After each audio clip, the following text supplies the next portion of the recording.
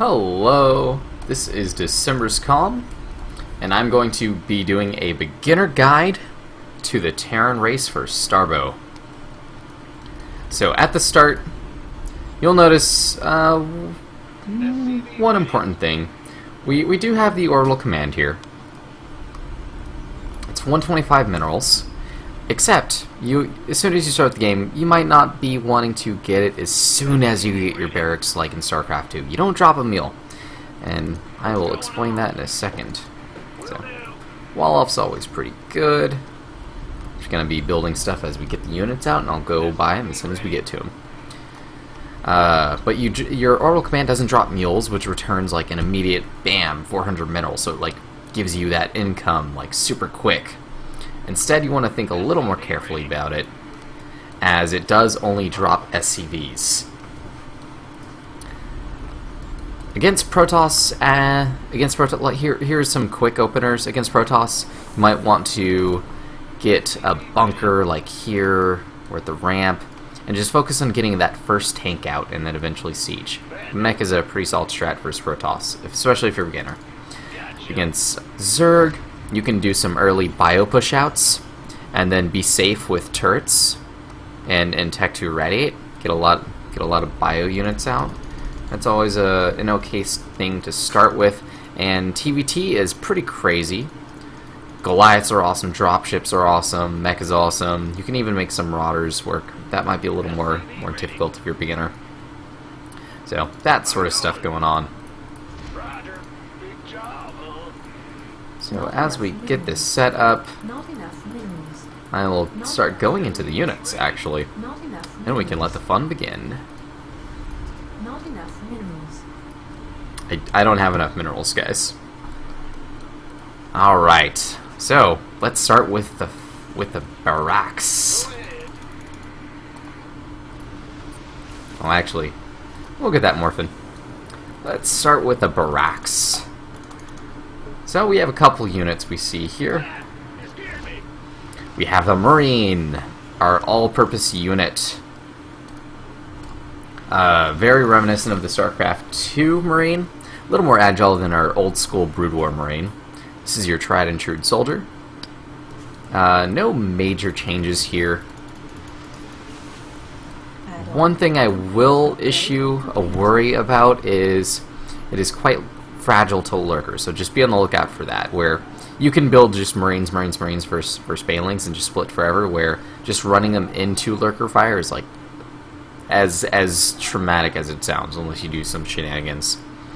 So let's get one of those guys out at the fire bats. So the Marauder, on the other hand, is quite a bit different. It's cheaper. It's not as tough. It doesn't have concussive shells, but it is this weightier bio unit compared to the Marine that lets you survive AoE easier, and it has bonus versus armored units. Yeah, get that tech out. Alright, notice we do have the cooldown, and the Terran macro mechanic, the back to base mechanic. After you're done saturating, you still want Terrans to come back to the bases to click things, to just have a slight bonus to their production. A little bit of busy work. I mean, if you're microing a battle, or you're multitasking, this is just something nice you can do. And if you can do that while you're busy with other stuff, now that's seriously impressive. But this is something to be doing while you're doing everything else, and not too busy and caught up microing a battle. So here's our Marauder. It is 125 HP. It deals explosive damage, which means for all units that have explosive damage, it deals 100% of its damage versus armored units, 75% against medium units, and 50% against light units. It still has stem. It only starts with 4 range, and you can actually upgrade that with barrel stabilizers, which increases the range of the Marine and the Marauder by 1. You'll notice the Marine starts with 4 range, and you'll need to get the upgrade to up that up to 5.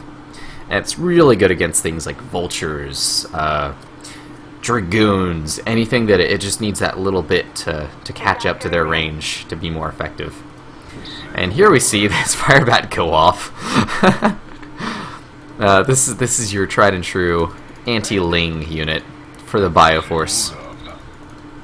I see a lot of Terrans mix in maybe 4 or 5 with their bio pushouts does wonders for masslings, especially with how smart their AI is and how quickly they're able to get up to the Bioforce and hack them down. So, and it does concussive, so it's only 100% versus light units, 50% versus medium units, and 25% against armored units. It also has stim. There are no medevacs in Starbow, so keep this in mind. Bio, I mean, you know, stim is super powerful. You want to keep them healthy. Gonna need get some medics in there. Additionally, you can get Matrix, which we are actually going to unlock. Oh, I should have had this on the way. Oh, God, I'm awful at StarCraft. Scanner sweep is 35 minerals. I mean, energy. We do have the Reaper. Jumps up and down cliffs. Does 2 attacks of 6 damage. Range 4. You know, you're just your scouter kind of guy, unless you are able to get in drone lines and really mess with them. There's also an upgrade you can get, and we'll see that shortly, actually. It's quite fun. It does have the HOTS regeneration, so if you can keep it alive, you can keep it on the field a while. It is very fragile. Come on, factory! Oh god, factories. Just warning, +1 does take a lot longer to research, 240 seconds of in-game time, and that gets longer and longer. So keep that in mind. Don't just blindly upgrade it, just keep in mind it will take a while to invest. So you are investing into something that is more long-term than StarCraft 2 that you might be used to. There's the upgrade structure armor, the increased bunker, you know, the fortified bunkers, increase your hit points by 200. I don't see a lot of people using this because generally this game favors less static D and more armies. And also upgrade LiDAR transmitter, which puts orbital command centers on charges of scan instead of energy. Okay. Oh, by the way, Ghost, much cheaper. 50 minerals, 100 gas, 44-second build time. I'll get to its spells in a second. Let's actually get Matrix and that, yes.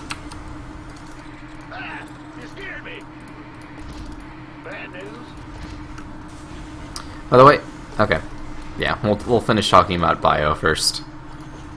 As soon as the Ghost pops out. Add-on complete. Yay, notice how much faster he is. That is one important part. He 3-shots at workers, or at least probes and drones. He has a much punchier attack than SE2. He's not going to win any composition wars anytime soon, so definitely looking at his spells. His spell, on the other hand, right now it disables spells and their attack of any unit, so if you cast it on a Templar, it won't be able to use Storm. As soon as we get it fixed, it will come in, or this is planned. It will unsiege tanks, it will unburrow lurkers, it will also unload warp prisms. So if you're having trouble with warp prisms and their Reaver drops, just cast a shock on it. It is a dodgeable AoE, so you got to be a little more careful targeting it. So very effective against things that are stationary. Oh, these guys are so mean. How could these Zergis do this to me? Try to help out people. Okay. And I think that is it for the Terran arsenal for the Bio. Here is the Vulture. Oh, by the way, in Starbow, there is no supply drop. You must be on top of your supply depots. There's no get out of jail free card for supply block. I know I've abused that a lot in my time playing StarCraft 2. Additional research. Okay. So, first is the Vulture. This can be reactored. Straight away available. Add-on complete. It definitely hard counters Lings if the enemy Lings don't have metabolic boost. And then you can get this speed and then make them even faster. Make them kill light units even more. They're geared completely for light damage. They're not going to be destroying any buildings anytime soon. But at the same time, if you have enough of them, you'll have no trouble taking down like small goon squads. And we'll get their spider mines out, which everyone's a fan of. These guys are your super mobile element of your mech. They can get to places super quick. You'll see especially whenever we have speed. And zoom around, harass probe lines, pick off units. Very fun to play with. The siege tank. The siege tank, you actually have to research it, unlike in HOTS. And it's, I would say the unsiege attack is quite a bit better, just because of how the game works. There's no mortal in this game. The unsiege tank you'll be using a lot, especially early on. It's a lot more viable. It's actually more DPS than the siege tank in siege mode. It's just that it doesn't have AoE. It does explosive damage. Very good poke, I guess you could call it. So, but otherwise, this is kind of your classic siege tank, except for a few key differences, and I'll explain that as I get more siege tanks out. We have the Goliath out, and you can either build this with a tech lab, or you can build it with a reactor and an armory. Either of those two things. So this unit is mainly geared explosive damage against large air units. If you have enough of them, a critical mass, you can fight against mutas, but they're not ideal, and mutas can definitely take down the Goliaths otherwise. So if you're fighting carriers or trying to take down warp prisms, that sort of thing, that's what these guys are mainly for. But if you have enough of them, they can still put up a decent fight against ground targets. So, awesome stuff. Upgrades take quite a bit longer in this game. You need to put a little bit more thought, I guess, into your upgrades. Research Very important. complete. Oh yeah. Additional supply depots. See, I'm already getting supply blocks and a and a guide VOD. Oh, we can show off the matrix. And just beware, if you don't have enough medics and you matrix too much stuff, you're gonna run out of healing energy. So be very aware of that. Don't like overuse it, because it lasts a very short amount of time. So say I use it on this guy. He's got 100 extra HP bubble on top of him. But it does run out, and then the shield's gone. And that extra bonus shield is gone. So very nice. Say banelings are coming and you've got a bio group. Pretend it's much bigger. And you're doing the splits, and you matrix this tanky guy. A lot of banelings will run into him. That sort of thing. Or you matrix a marine, run it into a baneling, and then, into a lurker, and then get some other marines and come in. That sort of thing happens in Brood War quite a lot. Alright, back to the siege tanks. So, these tanks, when they are sieged, they deal 70 damage. They have a very long cooldown. They take forever to reload their shot. But this is not a very nice siege tank. But notice how long the fire takes to recharge. Now it shoots again. So it's a lot more powerful, but it's a little dumber. So these overkill. So if you keep them all clumped in a very tight place, and this is an enemy unit, all three of these will just shoot it immediately.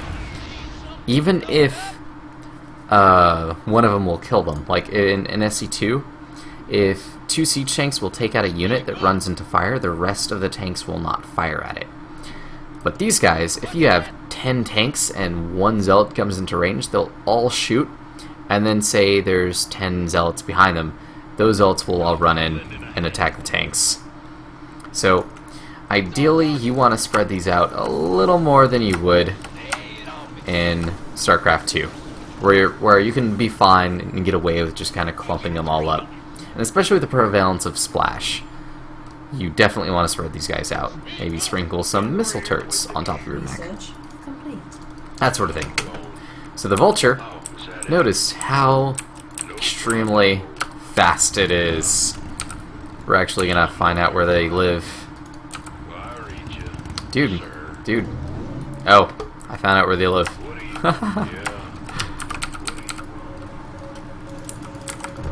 Look at the skirmishing potential of this. These aren't, I don't think these are speedlings at least. This is the spider mine. They slow down when setting these up. But then they do, well, no. The Ling took him down.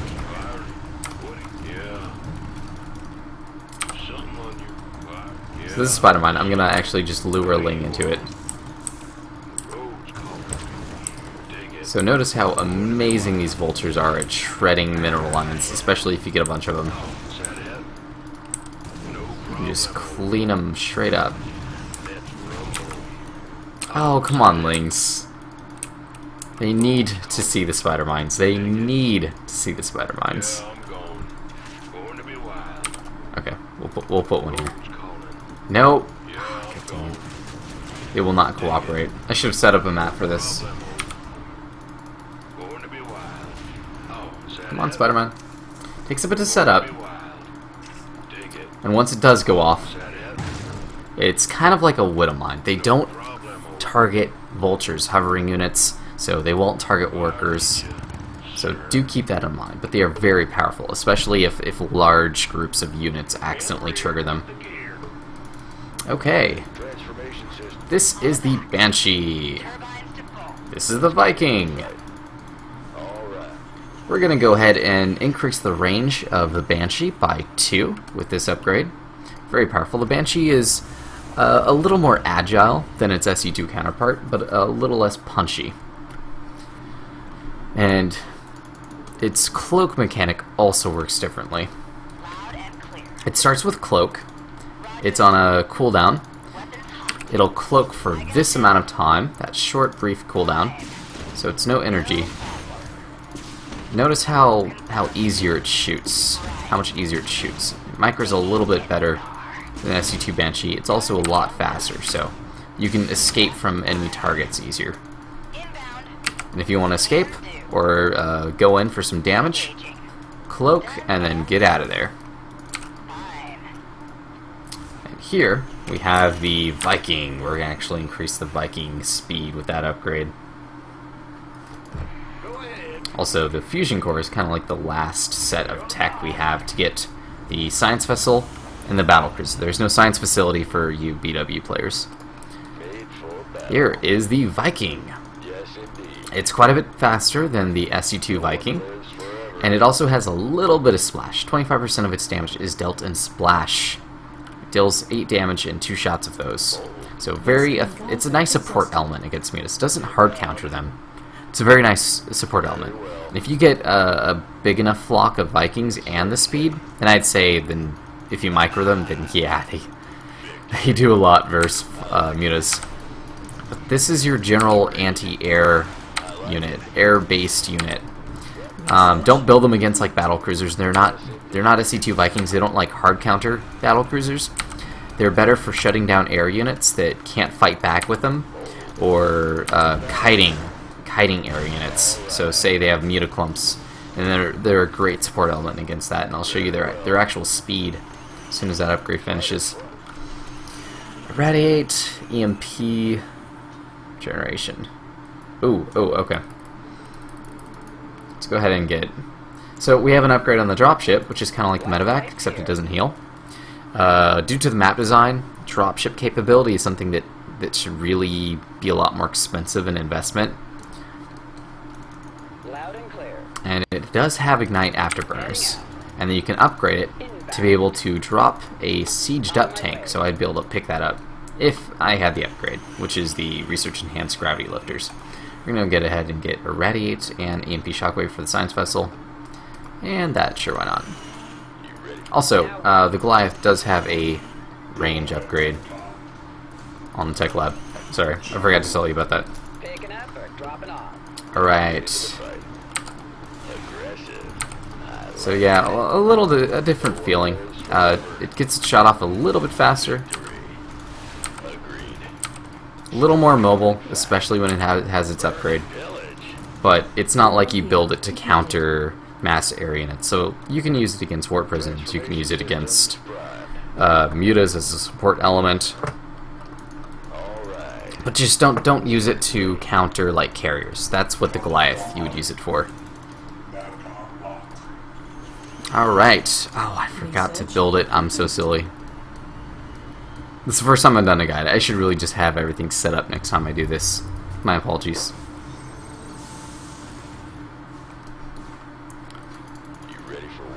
But at the same time, ooh, I can actually show you guys some really cool stuff. This will be fun. What do you want? While we wait. Ready for pickup? Go. Oh man, I can't get over how fast ghosts are. Confirmed. Fueled up. Out with it. Okay, Nothing I can't handle. so Reapers have a very handy tool. Gonna have me some fun. Yes, indeed. Certainly. Done. They are a timed bomb Alright. that one-shots workers. Takes forever to go off though. Very good against static or like lurkers was the design intended role, but I haven't actually seen it yet. But against unattentive opponents, they can be quite effective. Certainly. Nothing I can't handle. Okay, here's a science vessel. It is our detector. It's kind of like the Raven for you StarCraft 2 players. It starts with one utility spell called the Nerve Jammer.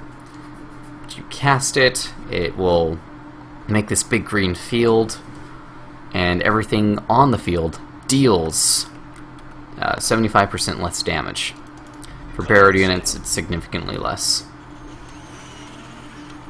But it also has the EMP, which you should be familiar with from StarCraft 2. And more importantly, we have Irradiate. You cast this on a single target, and it does 190 damage over a long period of time, and does a little bit of splash to everything around it. So this is very effective against mutaclumps. So if you're having trouble with mutas, which I'm sure a lot of players will when they first start playing, I suggest doing stuff like getting some turrets up. Like in SE2, you only put like one turret. One turret. That mutas are quite a bit more, quite a bit stronger in this game. Like I would do something like this even when the mutas are coming, so that you have time, like turtle up with your bioarmy for a little bit until you get your irradiate up, your fusion core up, your science vessel up, so you can irradiate those mutas and really remove that threat. And then you can move out and do all sorts of fun stuff. But yeah, definitely respect the Mutalisk. Yeah, this is the, can I just cast it on my own guy? No, I can't. You can cast it on another science vessel. That's the Irradiate. Very evil spell that will, like, it looks so tame, and then once you actually see it in practice and have tons of science vessels, it's like one of the most evil spells in the game. Mineral field depleted. I've just seen it called the douchebag spell. Alright, let's see we have the faster Viking? I think it is faster, yeah. No, it's still not faster. God, I should have researched it. And then we have the... What? Oh, my bad. Thought I had a battlecruiser. Battlecruiser shoots a little punchier.